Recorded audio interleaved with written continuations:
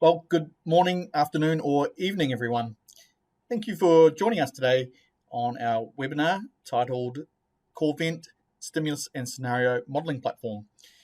My name is Matthew Hill, and I'm a Director and Senior Consultant with CoreTel Australia and CorePlan New Zealand. Before we get started today, there are a couple of housekeeping items to cover that will guide you on how to interact with today's webinar. Firstly, make sure your volume is turned up. If you need to adjust your audio, please use the volume controls in the media widget at the bottom of the console. Should you lose audio or video at any time, simply refresh your browser. And today's webinar has been recorded, so if you miss any or all of the event, you'll have the opportunity to watch it again on demand. We'll be sending you out an email after the event with the replay link.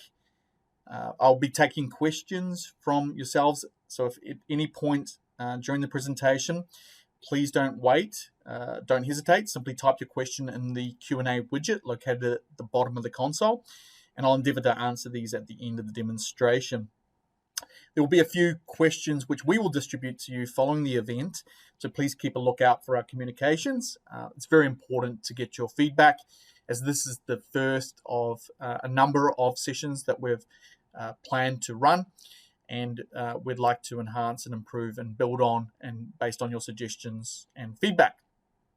So without any further ado, I'm going to get into the presentation. So from an introduction perspective, again, my name is Matthew Hill.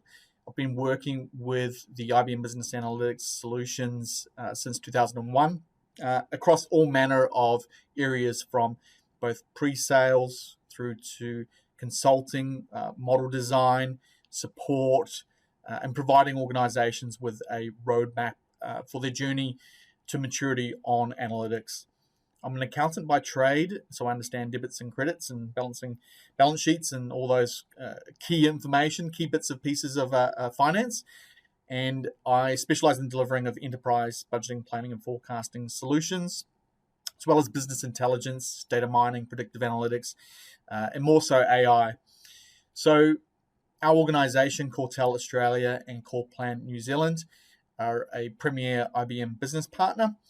We have won Global Partner of the Year for our work within this space and have delivered hundreds of projects and solutions for our customers around the world.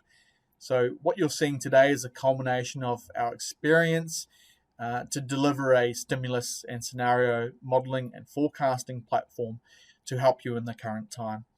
I'd also, again, like to just thank you for taking the time to attend this session.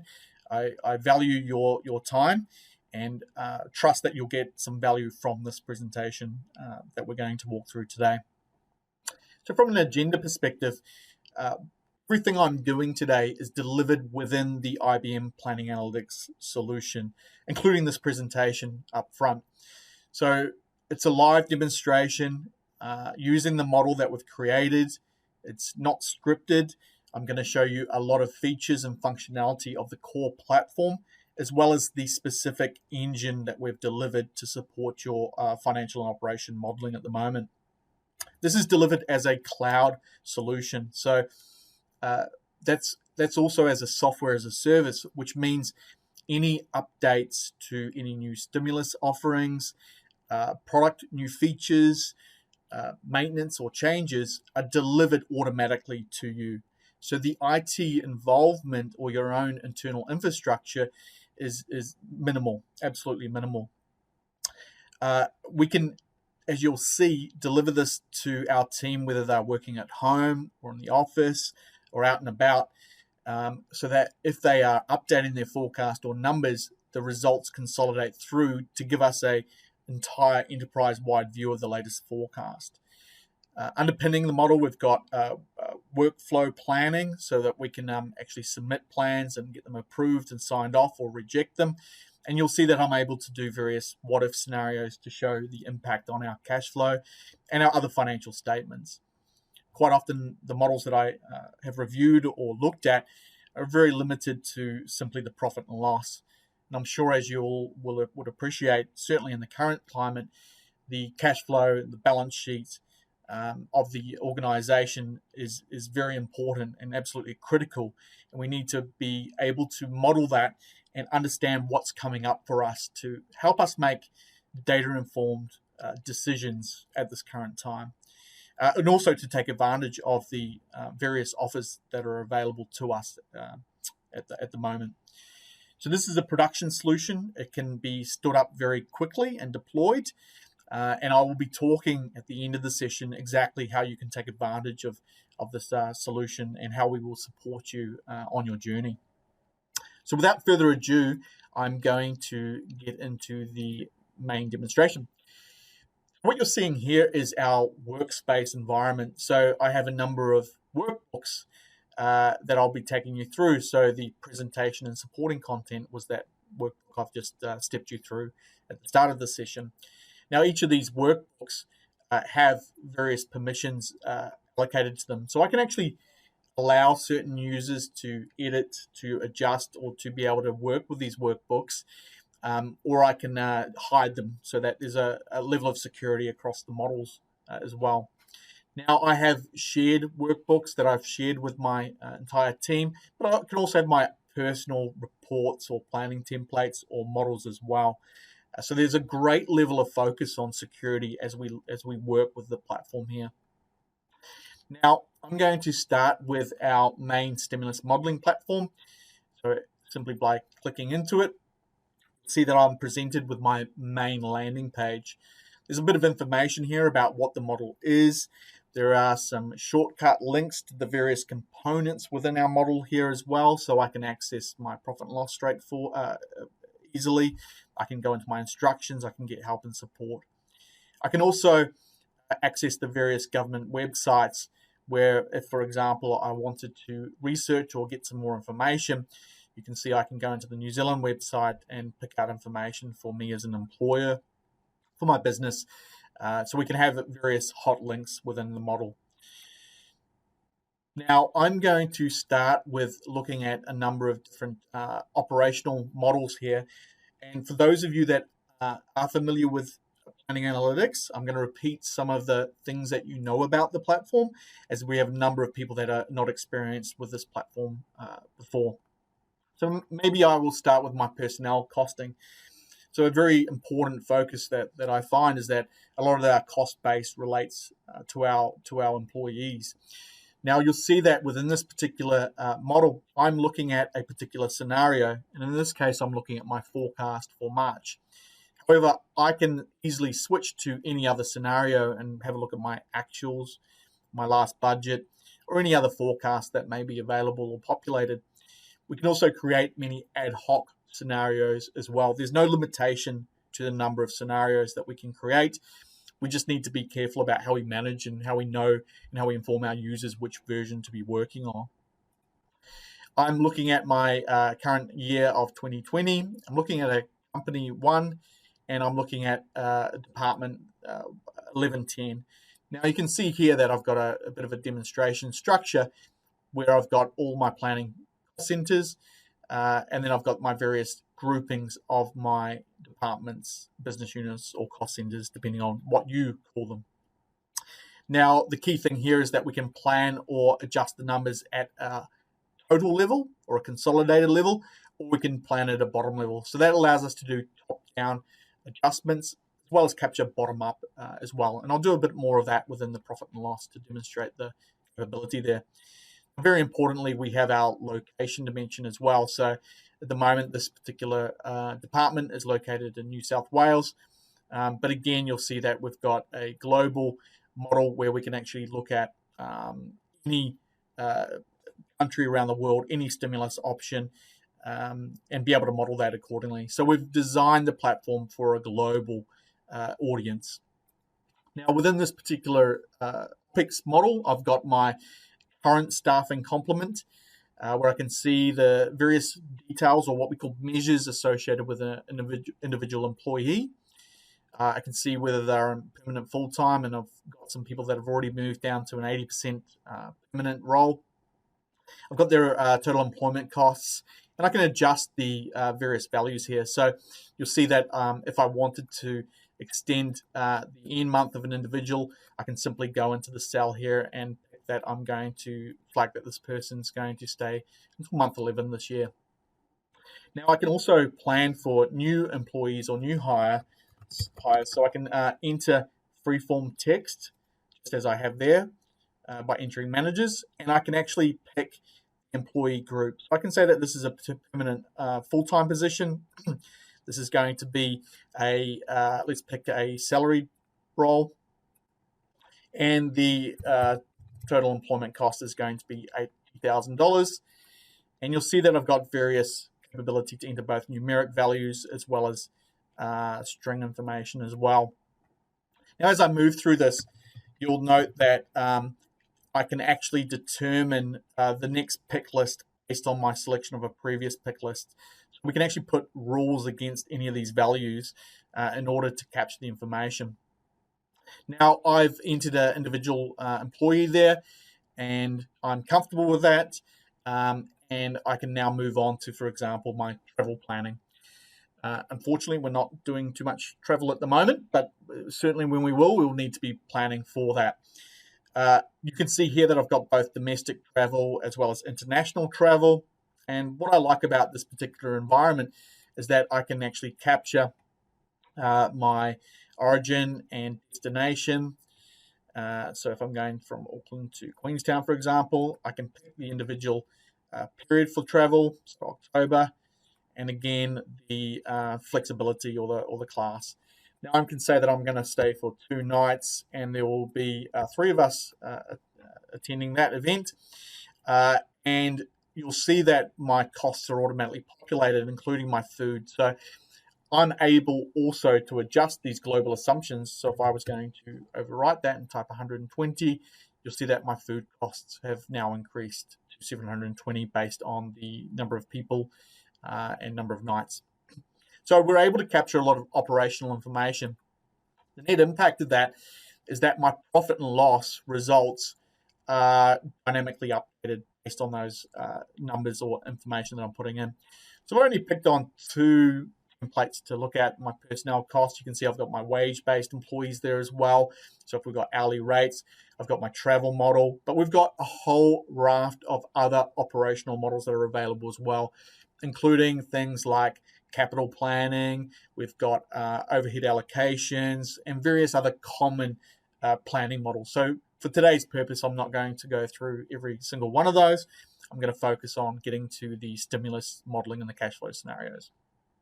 So what you're looking at here is my profit and loss, a very typical entry screen that we'd expect for a budget capture or a rolling forecast. A couple of other key dimensions here is that I've got my currency, so I'm able to pick between different currencies. So if I was going to look at this numbers in New Zealand dollars, for example, simply select New Zealand dollars, and then my rates are demonstrated, my results are demonstrated there. But it knows based on my location what my home currency is, so I'm able to capture this in this particular example in Australian dollars. Now, behind the scenes here, as I mentioned, we've got a whole raft of global variables and assumptions. So if I was to go into that, so you can see that I've got my exchange rates, where I'm able to actually toggle and pick between different exchange rates, whether it's average rates or month-end rates, or any other version that you may want as well. So from a planning perspective, you'll see that there are some green cells on the screen here. These green cells are to indicate that these cells are rule-driven and not editable by my users. So, for example, my January and February numbers are in fact my actual results, whereas the white cells to the right-hand side forecastable, so I'm able to provide updates or adjust those numbers. You'll see some lines are actually greened out as well, or rule-driven as well. This is simply because they've got a phasing driver allocated to help us quickly get numbers in and apportion the results out. What I'm able to do, just to demonstrate, is that I might be running a series of marketing campaigns. I might run these quarterly, so I can select quarters as my driver, and these campaigns are going to cost me $6,000 per quarter. I can provide a comment as well, stimulus modeling campaign. And you'll see that my results, $6,000, in fact, across the entire year, so that's $1,500 per quarter, are planned for and phased accordingly. I also have the ability to do freeform entry directly into these cells. So I can actually come in and type a particular number in. In this case, I'll type $5,680 for April, and then in March, I'll type $450. So I can enter the numbers directly into the cells if I like. Now, to allude to that top-down adjusting that I talked about before, or what we call backpack, you'll see that my total forecast numbers for this particular account prizes is $6,130. Now, I'm able to adjust that. So if I want to actually say, let's round that, and that should be, let's say $7,000 for the entire year. As soon as I press enter, you'll see that my numbers here that I entered are changed. The total is now 7,000, and what we've been able to do is do what we call a proportional breakback, which is basically taking the difference between what the sum of the numbers originally were and the difference between that and the number that I've now entered being 7,000, and proportionally split that back down to the children there. I can do a number of other things within that particular example where I can actually right-click on a cell and click hold. And what that will do is it will put a little pause there to the left of that number. And I'm going to do another technique here. I'm going to repeat a number. So I'm typing the letter R, and then the greater than sign, and I'm going to say, well, it should be $1,200 per month. Now, as I enter that value, you'll see that it's now apportioned $1,200 per month into each monthly bucket. The value or the cell that I've held has been fixed and has not changed. So I can then release that hold and then carry on working with my planning model. So right now we're seeing the ability, this ability being used quite frequently, whereby clients might be holding certain budgets so that expenses aren't necessarily increasing, or we might be doing some top-down adjustments to decrease our expense lines proportionally to say, here's our new target that we need our teams to work towards. So there's some great capability straight out of the box in order to be able to plan and create a new forecast. As I mentioned before, this is very dimensional, so that if I was wanting to look at a different department, so let's have a look at, let's say, the internet channel here. As I select that department, I will now see new values and new data that result to that internet channel. So while I'm demonstrating that capability to switch between departments, what you will appreciate is that everything is consolidating up automatically, so that if I was to look at my total consolidation, in this case, all planning centers, I'll see the net result or the consolidated result of all my entities. There's also a intercompany elimination capability to sort out things like minority shareholding and entries between different entities as well, if you have that requirement. I will also mention that I've got a couple of key metrics along the top of the screen here. I've just pulled these metrics out because they're relevant and I want to actually keep a close eye on those.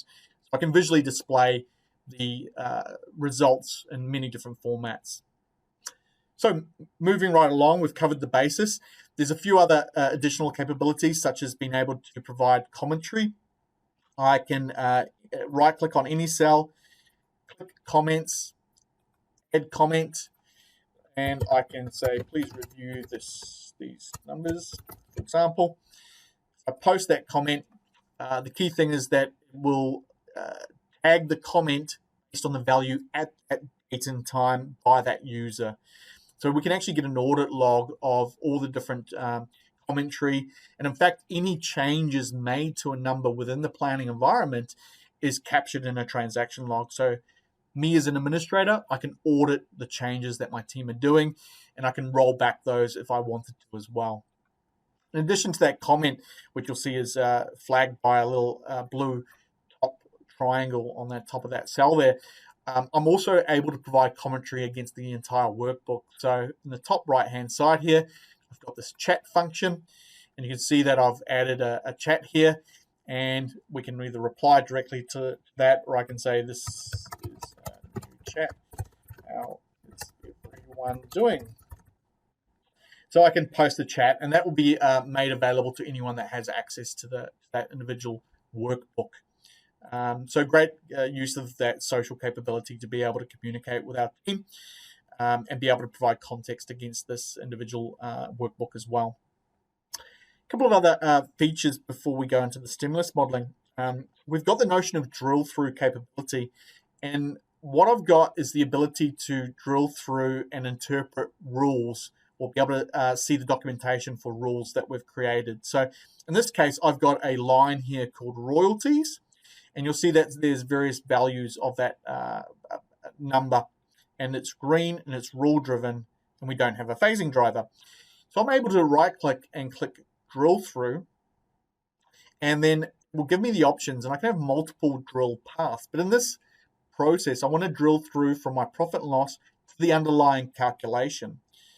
So as I select that, you'll see that what it does is it returns what we call a view, where I've got my rule numbers, my rule values, my rule syntax associated with each of the various metrics that make up my total number. So in this case, I'm looking at $3,450, and I can see the exact rules that are used to describe how that number has come to be.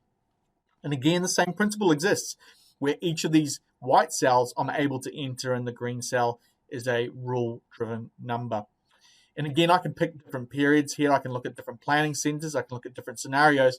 This will dynamically update, showing me the numbers associated with the selection that I'm making.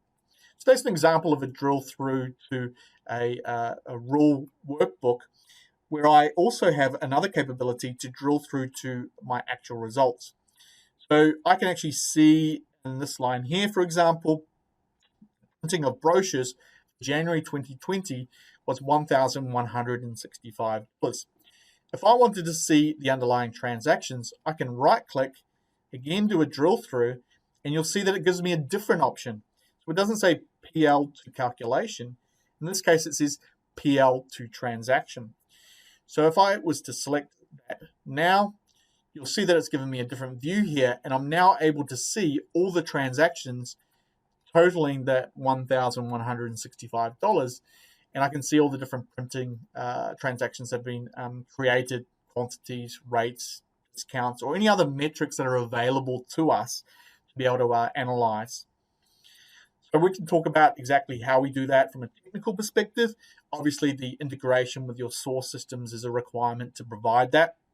However, that capability is very powerful when I'm doing my analysis of my forecast versus my actual results, and I'm looking at any variances to be able to understand what actually took place without having to log on to my ERP or my financial system to get that result. Okay, so what you're seeing there is the fundamental basic capability of being able to write back data, consolidate information, control using business rules or calculations, as well as interrogate or review the numbers and complete some analysis. I'll be doing a bit more of this as we work through the actual model. Moving on to the stimulus packages, if I go into my stimulus options, now the design I've taken with this is to break out our stimulus packages into 3 discrete sections. So what's very important is that this is driven from a location or a state or a country. So only those stimulus packages that are available to you based on that location, state or country, or even department or company will be presented.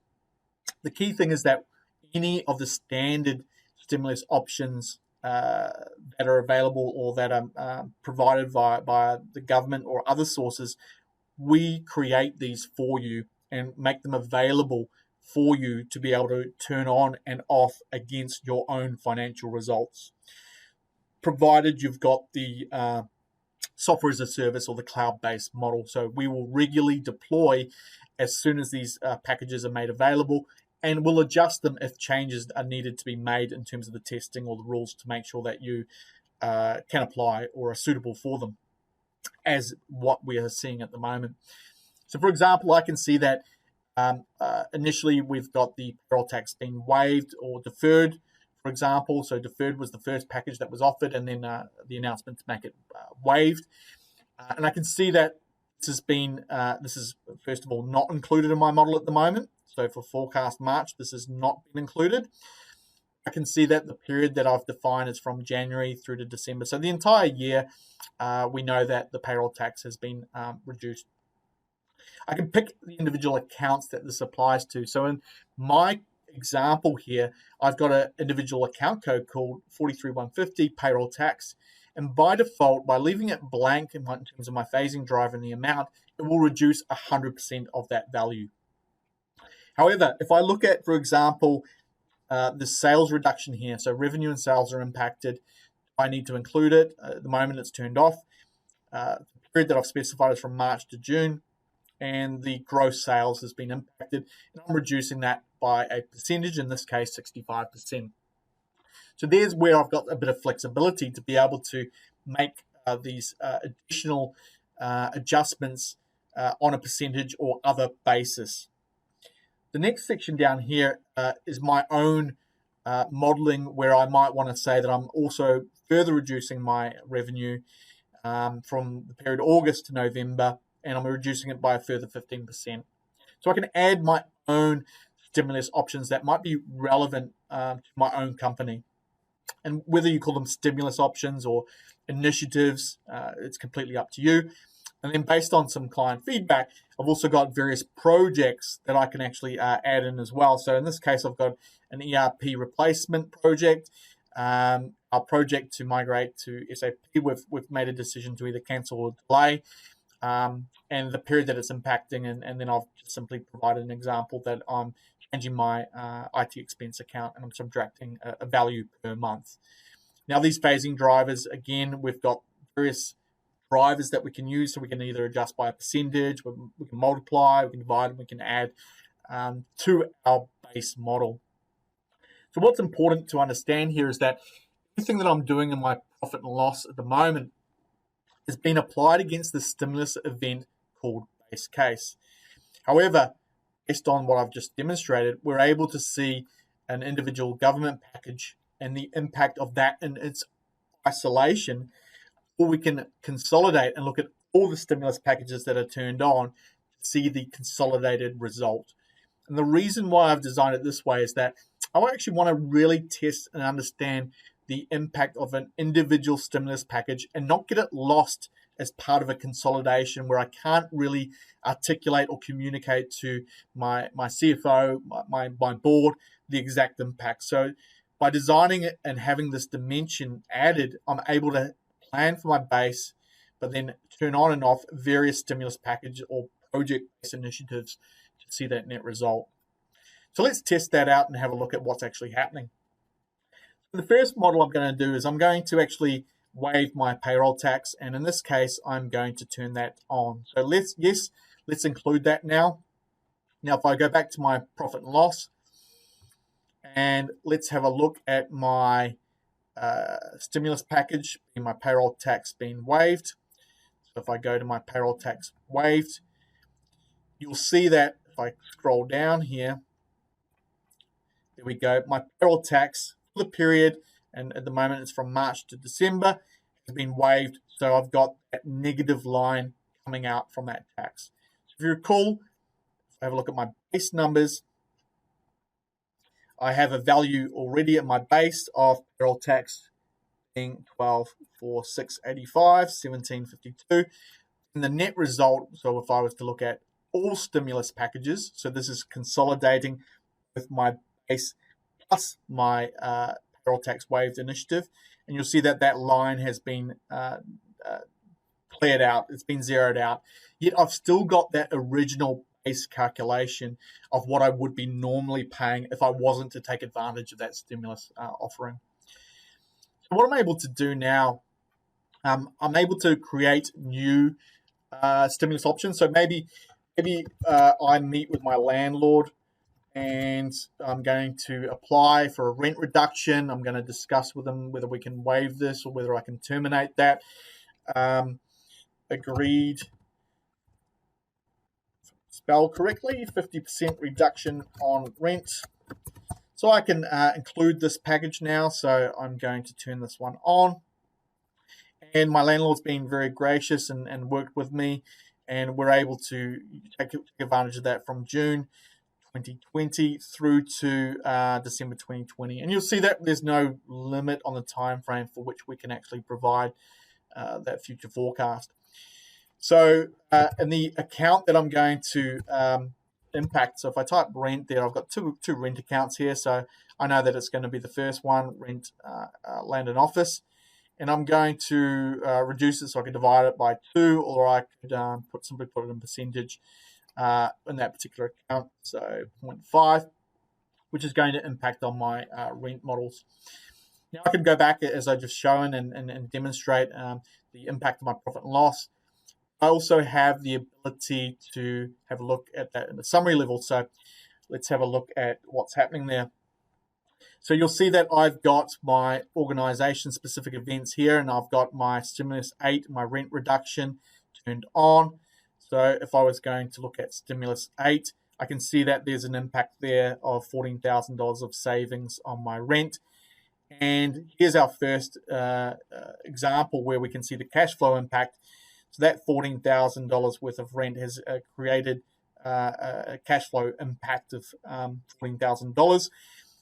So if I add that to my $286,000, plus any of my government packages, being the payroll deferral, which has given me 62, gives me a net cash increase of $384,000, or sorry, the difference being $102,000 effectively of cash flow based on the packages that I'm modeling. I can also see that at a higher level, or a summary view. So this has got my periods, my months going out. So another way to look at this result and look at this model. So again, I can look at my base case, but if we pick Stimulus 8, for example, here, which is my rent reduction, I can see here's the impact of that rent reduction on my months that are available. Okay, so again, being able to look at either the base or the consolidated package gives me the ability to analyze the option to turn on and off these different stimulus models. So a lot of capability there. I've got some additional visualization. So before I do that, let's have a look at turning on, for example, my sales reduction as well. I'm going to include that in my modeling. So I can see there's an impact immediately on my P&L. I've reduced my sales by $106,000. And again, my cash flow has been impacted as well. Now, if I look at my visualizations on my model, again, I've got a screen here along the top where I've got all my various stimulus packages turned on or off. And I can visually see the impact of the various stimulus packages on an individual account or on a consolidated group. So in this case, I'm looking at my net income. I can see the movement of my income based on my net income based on these stimulus packages. So again, if I wanted to have a look at, let's say, for example, sales in isolation, I select sales, and dynamically those charts or graphs will change and be adjusted to look at the impact solely on my sales or my revenue. And again, looking at personnel costs, you'll see I can now see the impact on my personnel costs compared to what I had before with my baseline. So just how do we create the impact on our cash flow? I've got a cash flow translation test, excuse me, where I've got all of my cash flow accounts, or my P&L accounts, and I've got an indication whether I'm going to map these through to my cash or not. You'll see I've got some conditional formatting here. So the whole logic within our cash flow mapping is that we must allocate 100% to 100%. We've got our monthly timing that's associated here as well. So in this case, for travel local, it's not correct. I've got 150% allocated. What I need to do is adjust that to, say, 50% in month 2, and that will now be green, representing that now totals 100%. So what I'm doing here is simply defining the timing for which any P&L account would hit my cash account and my balance sheet or my cash flow statement. So I've got an example to the right-hand side of the screen here, just to help users understand how this works. At the top of the screen here, I've got my cash flow timing. So in this case, my sales, I'm going to recognize whatever I bill in the month, I get 50% cash cash paid up front. And then in period 2, I get 30%, and then 10% in period 3, and so forth. So where I've got a profit and loss value of 10,000, 12,000 that I'm forecasting, in my first month, I will recognize $5,000 cash up front. In the next month, I will recognize 9,000, which is simply 30% of my 10,000, being $3,000, plus 50% of my 12,000, totaling 9,000. So this is assuming that I have a running total already. Now, we also capture the accounts receivable movement as well, because like any accountant would appreciate, we need to balance our forecast numbers. So all the entries are available for us to impact on our balance sheet. Excuse me. And then on our profile here, I can actually see the profile of our payments. So in this case, I've got a lot of payments that are going out in month 2. But if I adjust my cash flow timings, maybe I want to run a scenario to move everything out by a month, and maybe I want to negotiate with my suppliers that that's a reality, or maybe I want to move everything forwards, as we've seen some organizations do. So I can actually adjust the profile and just have a quick look as to how our cash flow is going to work. Now, one of the other key things about our stimulus options is the ability to test whether we can apply for various options. So as an example, we've got all of them available where there are tests. And what I've done for today's demonstration is just showing you the JobKeeper package that's available in Australia. Now, I've got a bunch of information, so I can go directly to the JobKeeper payment website if I want to do so. There's the JobKeeper payment website. I can go to the business.gov website as well. And there's additional resources that we'll be adding as they become valid and a useful source of information. A bit of a write-up in terms of the eligibility tests. And what we've also delivered is the actual tests themselves. We're able to define, in this particular example, the requirement is to ensure that if you've experienced a reduction of 30% or greater within a 3-month period or an individual month period, that we're actually able to apply for that wage subsidy. So a model actually demonstrates green, meaning we can apply for the wage subsidy. So I can see here that currently we're tracking well below our same period in the previous year. So I'm able to enact or include that stimulus option. So I can either automate this to include it. I'm going to manually include it. And then this particular example has got a bit of a different rule, in which case we're getting an amount per FTE that is available within our organization. So by turning that JobKeeper payment on, I'm able then to actually have a look at our, say, scenario analysis and see our JobKeeper payment take effect on our particular model. Now, we've got a number of other tests that are available, and we are continually, as I mentioned at the start, releasing new tests as they do become available for our SaaS-based customers. And then finally, very important to have our balance sheet metrics as well. So we've got the full balance sheet, everything's balancing. I can, again, pick a different scenario, a different entity, and we've got a number of key metrics that we're including within the model as well. So because we've got the ability to do right, we can actually set targets, and we can track targets and create variance reports and analysis as well. At the moment, we've got a core group of metrics that are available out of the box, and we're continually adding and creating new models as well. Now, finally, what I also wanted to do is show or demonstrate the capability that we have to run what-if scenarios. So with any of these particular stimulus packages or events, what I'm able to do is create what we call a sandbox. So at the moment, I'm looking at forecast March, and I'm looking at my base sandbox. You'll see that I've already got one created called worst case. But what I want to do is create a new sandbox. So create a new sandbox and call it best case. And it's going to be copied from my base case here. Now, the ability to see between them, toggle between these different versions, is simply by clicking on this little blue icon and then selecting what scenario that I want to look at. So almost multi-dimensional? Well, it is multi-dimensional because I'm looking at one scenario, but I've got various versions of that scenario.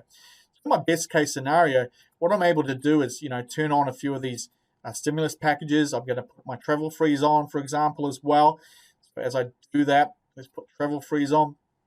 And what you'll see is that as I'm making changes to this, you'll see that my packages here, or the financial results, I should say, are highlighting in blue what is now included as different to my best scenario. So this is my best case scenario. I'm now able to produce or change my net income here to 177. My cash flow is 3561. And again, I can toggle. Let's have a look at my worst case. So as I turn that on, I'm able to see the results of the numbers of my worst case scenario.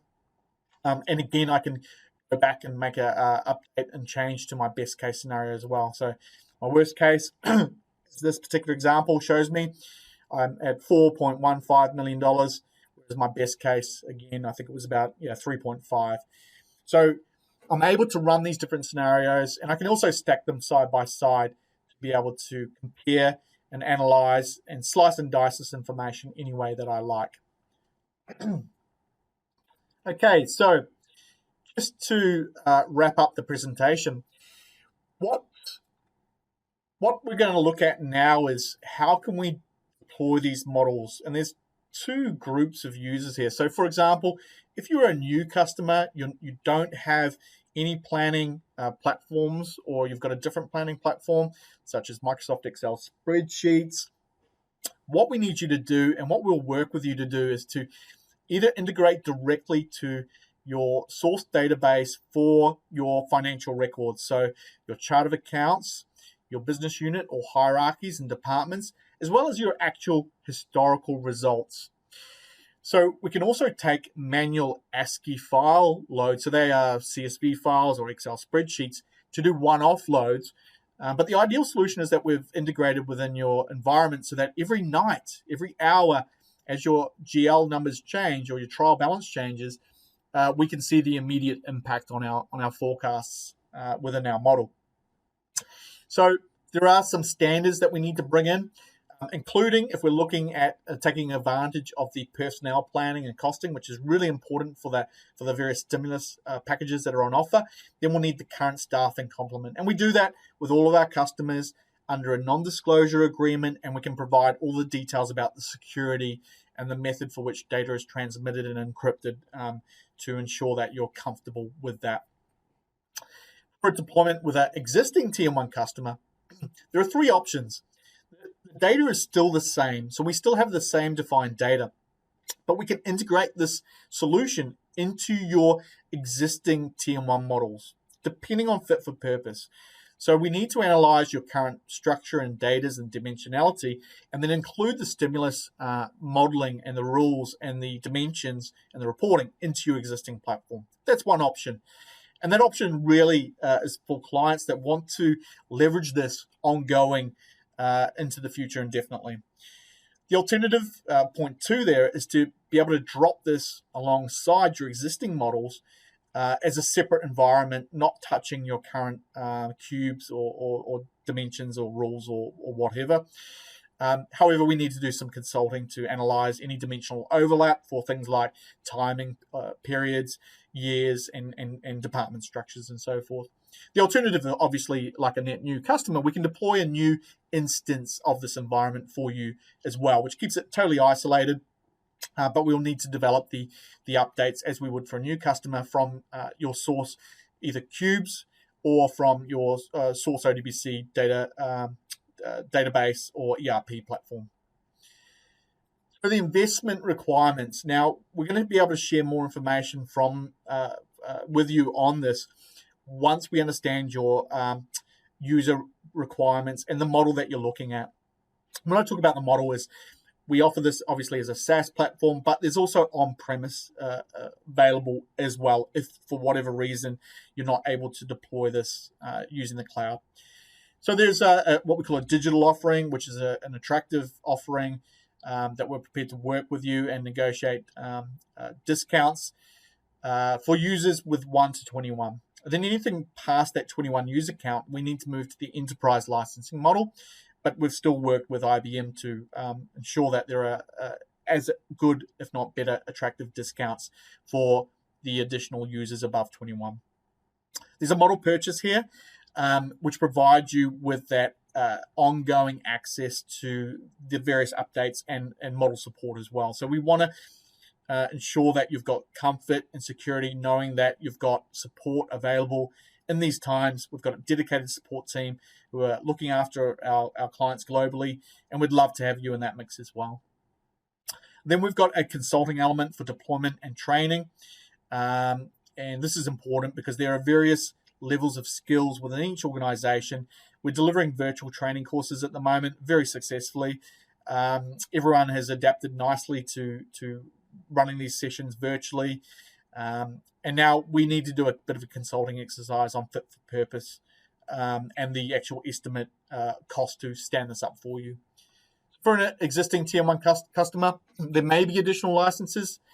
However, if you're going to leverage your existing environment, then we can minimize the investment for additional licenses if they're the same users. If they're new users that you want to bring on board that to do this modeling, then you will obviously have some additional licenses requirement. Again, there's a consulting assessment that's associated to ensure that there is fit for purpose. And then the various models that I talked about, the 3 different models we'll need to look at, as well as training. And then consulting for deployment, depending on which option has been selected. So our offer to the attendees here today is threefold. So firstly, we're prepared. I'm personally prepared. My team are prepared to run further tailored demonstrations to you and your team. So if you feel that you've seen something here that is of benefit, that is of value to you, I'm more than happy to run individual sessions at a time suitable for both of us. We can provide complimentary 30-day trials of the core planning analytics platform. So that's available now for everyone on the call, and we will help guide you through that trial process. And the last offer is really about engaging a bit further. And this is where you would say, look, we're prepared to investigate a bit further. We would offer a workshop to understand what you're currently doing, with a view to providing the roadmap to get you up and running on this model or a similar model. So this includes providing you with information to help support an internal business case. And what we're also offering is this may roll into a pilot model where we will take your data and information and import it into the platform, and then you can leverage the capability that I've demonstrated today to be able to run various models and test, is this a solution that is really right for us in our organization? So very mindful of the current climate at the moment, but we are here to help you along this journey. And if any of these offers look attractive to you and you want to take advantage of them, then please don't hesitate to reach out. With that, I'm going to thank you for your time. I'm going to take a pause for a second. Please, as I mentioned, enter any questions into the chat, and I will now start answering those questions. For those of you that are going to drop off, thank you once again for your time. We are running this session again next week on Thursday and every Thursday following. So please either share this information with your team or others that might have value from it or get value from it. So again, one final thank you. Greatly appreciated for your time. And over to the Q&A.